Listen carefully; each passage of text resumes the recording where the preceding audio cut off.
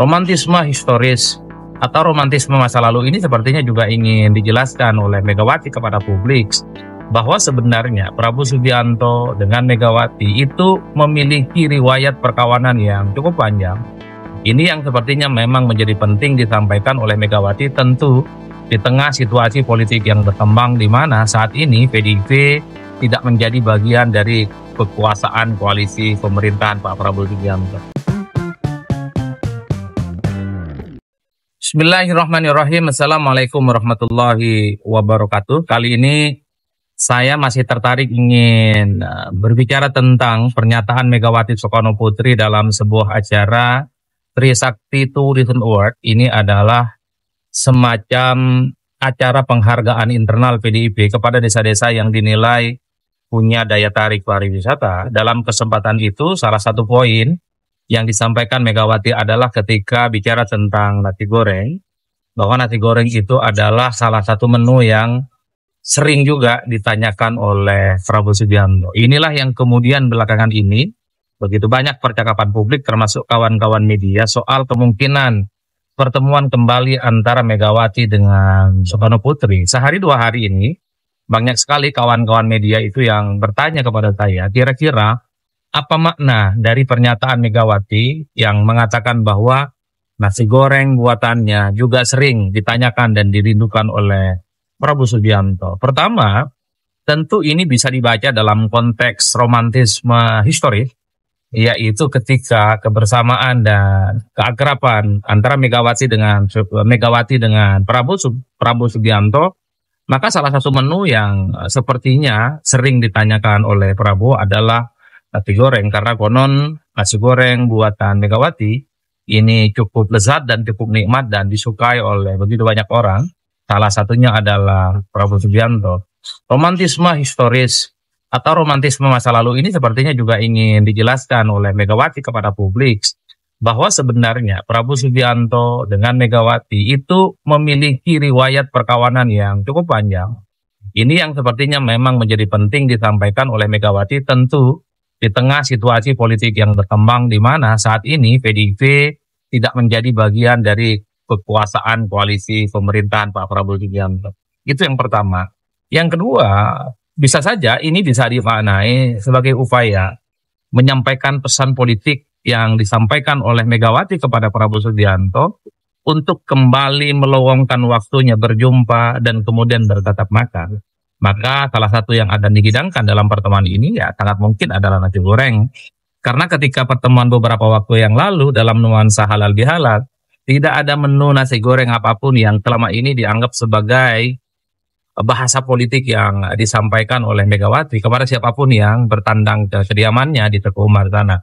Oleh karena itu wajar kalau kemudian belakangan ini pernyataan Megawati itu juga bisa ditafsirkan sebagai bentuk bagaimana sebenarnya Megawati sebagai ketua umum PDIP yang saat ini berada di luar kekuasaan mengirim kode-kode keras supaya Prabowo Subianto meluangkan waktunya untuk bertemu, untuk berjumpa. Ya tentu untuk saling bersilaturahmi, bertukar pikiran, dan sangat mungkin juga bicara hal-hal yang besar, hal-hal yang sifatnya strategis yang bisa dikerjasamakan antara kedua belah pihak, yaitu antara PDIP dengan Gerindra. Itu yang kemudian kedua yang bisa ditafsirkan. Nah yang ketiga tentu saja setiap pertemuan Prabowo Subianto dengan Megawati Soekarnoputri itu pastinya dikait-kaitkan dengan Pak Jokowi yang saat ini ada di Solo. Karena semua argumen yang dibangun satu hal, kalau ada pertemuan Megawati Soekarnoputri itu kenapa dikaitkan dengan Jokowi? Saya kira memang ada satu teori yang memang dari dulu setelah PDIP dan Jokowi itu saling berkonflik, keyakinannya begini.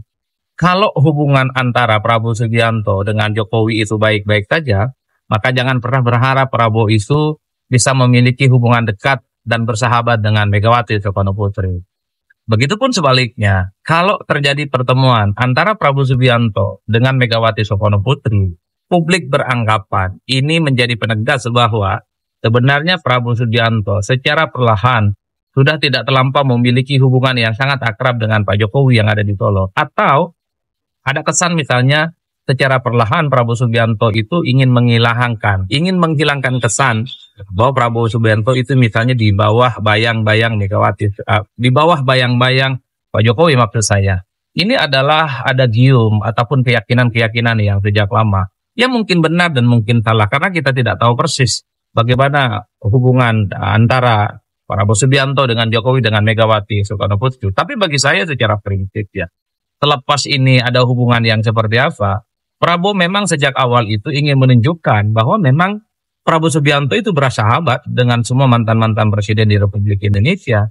Berkawan baik dengan Jokowi, berkawan baik dengan Megawati, berkawan baik dengan Pak SBY. Itu adalah mazhab dan fatsun politik yang memang selama ini ingin ditunjukkan oleh Prabowo Subianto.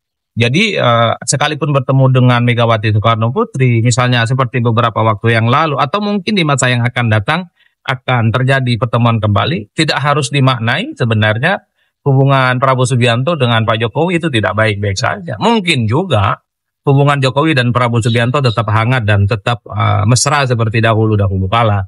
Tidak ada hubungannya dengan Prabowo yang sering misalnya bertemu dengan Megawati Soekarno Putri. Begitupun sebaliknya, kalau Pak Jokowi dengan Prabowo Subianto itu sering bertemu, bukan berarti misalnya Prabowo Subianto itu menjaga jarak dengan Megawati Soekarno Putri. Itu yang saya sebutkan, spekulasi-spekulasi publik ya memang seringkali dalam banyak hal mungkin berbeda dengan apa realitas yang sesungguhnya. Tapi kalau saya ya secara jujur, ya sebenarnya Prabowo Subianto itu ya dekat dengan siapapun. Karena bagi Prabowo Subianto bekerja sama dengan mantan-mantan presiden terdahulu adalah penting ya untuk mewujudkan bagaimana visi misi dan semua keinginan politiknya di masa-masa yang akan datang itu bisa terwujud. Saya kira di situ konteksnya. Oleh karena itu ya Prabowo itu kalau mau jujur ya, kalau bertemu dengan SBY nggak bakal ada ribut-ribut dan tidak akan misalnya dikait-kaitkan dengan hubungannya dengan Jokowi atau dikait-kaitkan hubungan dengan Megawati Soekarno Putri. Tapi beda ceritanya. Kalau Prabowo bertemu dengan Megawati pasti yang dicolek misalnya dikait-kaitkan dengan Pak Jokowi. Begitupun sebaliknya. Kalau Prabowo Subianto kemudian dikait-kaitkan dengan pertemuan dengan Jokowi, kira-kira begitu, maka yang dicolek itu adalah Megawati Soekarno Putri. Inilah yang menurut saya menjadi penegas bahwa sebenarnya bukan tidak mungkin di kemudian hari Prabowo Subianto sangat mungkin akan kembali bertemu dengan Megawati Soekarno Putri mungkin dalam momentum Kongres PDIP yang konon dalam sebulan 2 bulan ini akan diselenggarakan. Apalagi beberapa waktu yang lalu pernyataan Menseknes ya Pak Prasetyo Hadi mengatakan bahwa memang sudah lama sebenarnya Pak Prabowo Subianto itu ingin bertemu dan merindukan perjumpaan dengan Megawati Soekarno Putri kurang lebih sekitar 2,5 tahun. Itu yang kemudian menjadi pembicaraan dan penebal bahwa sebenarnya mungkin tinggal nunggu waktu entah di momen apa pertemuan antara Prabowo Subianto dengan Megawati itu bisa berjumpa. Tapi memang harus kita akui perjumpaan-perjumpaan elit ini sebenarnya tidak ada kaitannya dengan persoalan-persoalan yang dihadapi oleh masyarakat yang ada di bawah. Ya karena memang dalam banyak hal politik kita itu adalah persoalan elit, siapa bertemu siapa, ketua umum ini dan ketua umum itu bertemu dan seterusnya. Nah yang keempat, saya ingin melihat dari sisi Prabowo Subianto.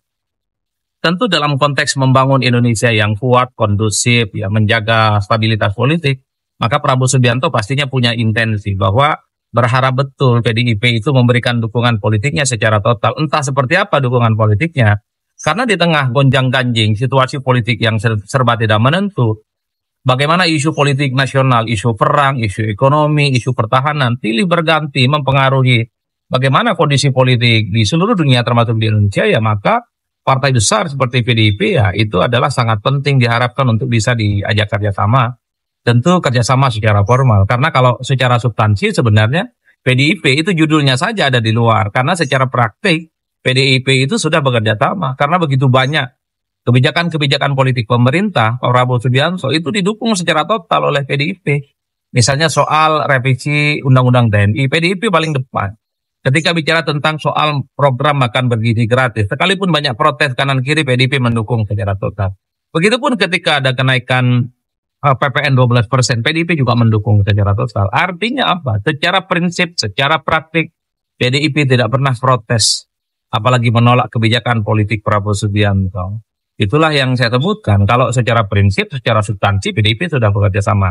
Tapi bukan tidak mungkin di kemudian hari, kira-kira begitu, PDIP bekerja sama dan kemudian ada anasir-anasir yang secara prinsipal bisa ditunjukkan kepada publik, misalnya ada kader-kader PDIP yang jadi menteri. Bukan tidak mungkin, karena dalam sistem presidensialisme multipartai ekstrim, kata para ilmuwan politik itu tidak ada yang namanya koalisi permanen. Koalisinya semi permanen ya. Kadang berkoalisi lanjut dan kadang koalisinya juga bubar jalan.